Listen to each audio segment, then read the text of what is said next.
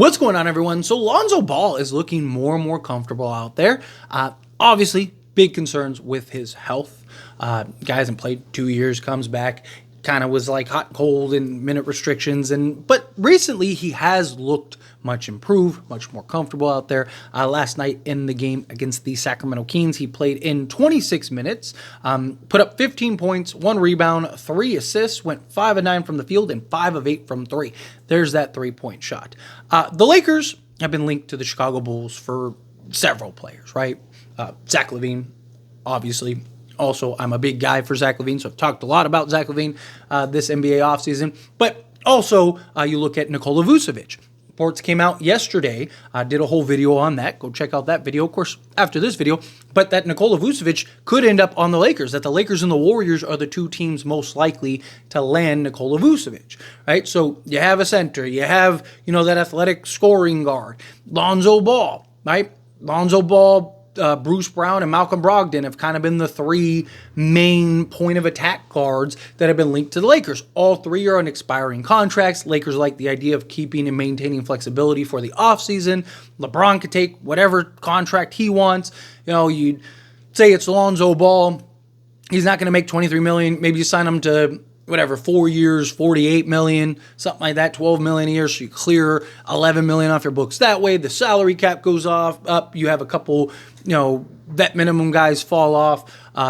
Dorian Finney-Smith, he could take whatever he wants, but let's say instead of $15 million next year, let's say it's again 4 years, $48 million, something like that. Boom, now you got him another $3 million off. You can look up and clear $30-40 million off your books, counting LeBron taking, like a $20 million discount or whatever. You might be able to get those other pieces necessary, put yourself under the first apron, free up your full mid-level exception, and really kind of just make some plays to try to push for an NBA championship if you don't win one this year. If you do win one this year, then great. Now you're just same thing, running it back, but adding in a couple key areas and trying to go win an NBA championship. We'll see how it goes. But kind of what I want to talk about and highlight on in particular is Lonzo Ball. Because I know a lot of people really want to bring back Lonzo. I'm not against Lonzo at all. I just have the concerns that everyone else has, right? Like I have said, so what I want in order is like Bruce Brown, Malcolm Brogdon, Lonzo Ball. And it's not about who's better. Let's say everyone was fully healthy. Let's say you jumped in a time machine right now. You came back and were like, hey, Tyler, all 3 of these guys are going to be healthy the rest of the way, including the playoffs. You don't have to worry about health. Perfect. In that case, right, I would right now take Malcolm Brogdon, then Lonzo for the upside, and then Bruce Brown. Bruce Brown's not, I don't think Bruce Brown's the best out of the 3. I just trust him to stay healthier because of his lack thereof of injury history. Malcolm Brogdon, can he play more than 40 games? Lonzo Ball, can he play more than 40 games? Right? And these guys beyond limited restrictions. Now, if you told me, Tyler, not only will Lonzo stay healthy, but he also will get back to like 70% of what he was pre-injury. Now it's Lonzo, space, Brogdon, and then Bruce Brown, right?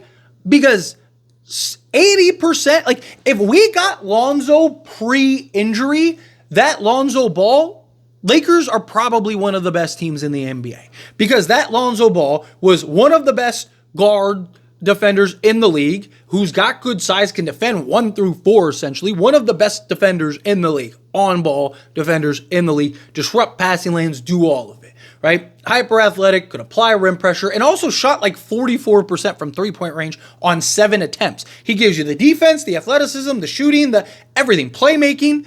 Him and LeBron James had a good chemistry when they were playing together. High IQ guy. Perfect.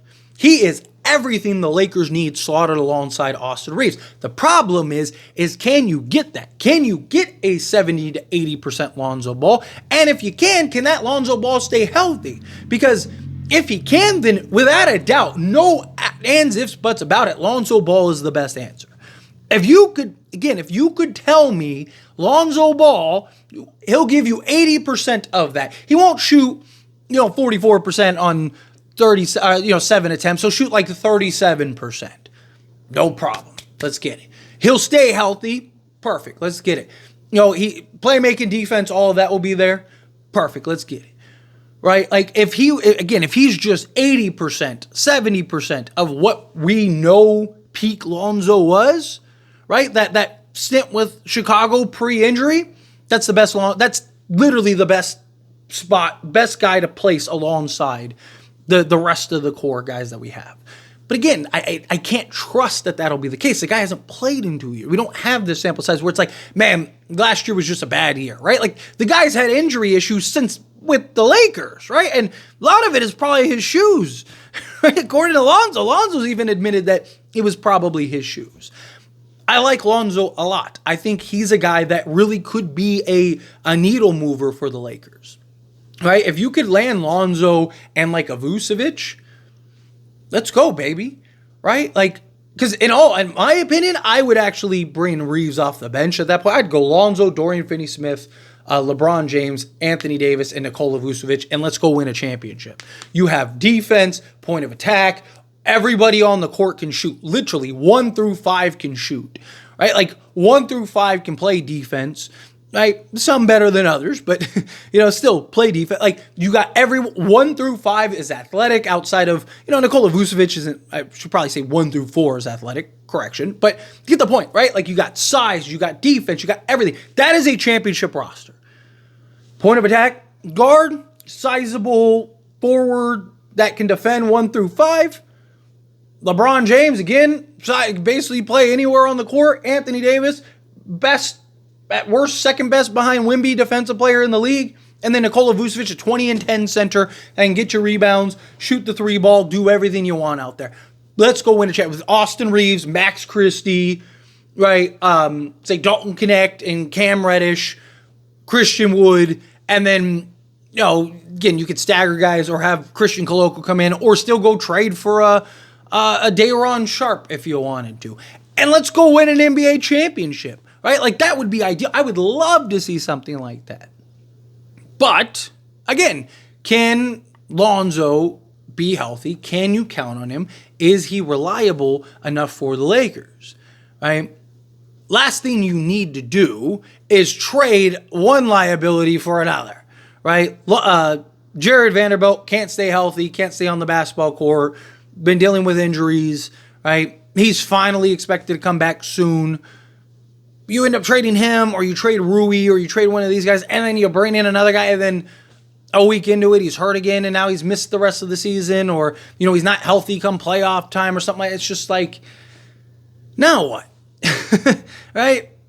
But I do like the idea of Lonzo as well as the cap flexibility. Right? Because like I said, he's not going to make $23 million or whatever it is on his next contract. He's just not. So you have the opportunity to clear salary off your books in the offseason while retaining Lonzo, retaining Dorian Finney-Smith, right? Austin Reeves, all of that, right? Like you're in excellent shape at that point if you're the Lakers, because you'd have flexibility in the offseason. You're not going to have to trade a first for Lonzo, right? Probably giving up, I don't even know if you trade 2 seconds for Lonzo at this point. Who else is taking him, right? Like, would you rather lose Lonzo for nothing in the offseason, or would you rather take at least a second, right? Like, I wouldn't hate something like that. Or if you could do like a pick swap and a second and get Vu and Lonzo, like I would do that all day, right? Like, as long as you could keep your first. Because then in the offseason, you have, again, you could sign and trade Lonzo. You got Nikola Vucevic, who'd be on expiring at that point. Like, if a better piece came along, or if you needed to match salaries for something or whatever, like De'Aaron Fox becomes available, you could still go pull off a deal for De'Aaron Fox or something, right? Like, you still have and maintain that flexibility necessary to do so. But again, like, can Lonzo be that? Right? So to kind of go over his stats in closing, this season, 19 games he's played so far. He's averaging 19.4 minutes a game. He is shooting 36% from the floor on 5.4 attempts. He's shooting right now 32%, and that's me rounding up, 31.8%. But be nice, 32% on 4.5 threes a game. 2-point percentage, he's taking almost no. He's not even taking a full attempt from 2-point range. He's basically essentially just a spot up 3-and-D shooter at the guard position. He's shooting 55.6% at that point, though. EFG of 49%. Free throw line, again, not even a full attempt because he's just literally catch and shoot, essentially, 3-point guy. He's shooting 75% on the attempts. He is averaging 3.2 rebounds, just under 4 assists, almost 2 steals, half a block, and 6 points. So he's basically a 6, 3, and 4 guy with 2 steals, half a block, in 20 minutes of action. Like, that would be great for the Lakers, right? But at that point, you're probably looking for him to bring him in. Like, if he can only give you 20 minutes a game, then then he's got to be coming off the bench. Now, could it be a slow progression where it's like something where it's like, okay, we'll start you, but you're only going to play the 20 minutes and then go from 20 to maybe 22, and then from 22 to 25, and then 25 to like 27, and then like 27 is just the cap, and you kind of increment it up until you get to the playoffs, and then when you get to the playoffs, it's like, okay, now we'll still keep you around 27 to 30, but we really need you. I don't know, time will tell. But what do you think, Alonzo? Do you love the idea? Do you hate the idea? Kind of mixed in the middle. However you feel, whatever your thoughts are. I love to hear it either way, so let me know down in the comments below. That being said, if you haven't liked this video, hit that like button. Helps me a lot. Lets me enjoy these types of videos, and I truly appreciate it. Not subscribe channel, hit that subscribe button. Turn on the bell notifications. Appreciate y'all. See you in the next one. Thank you.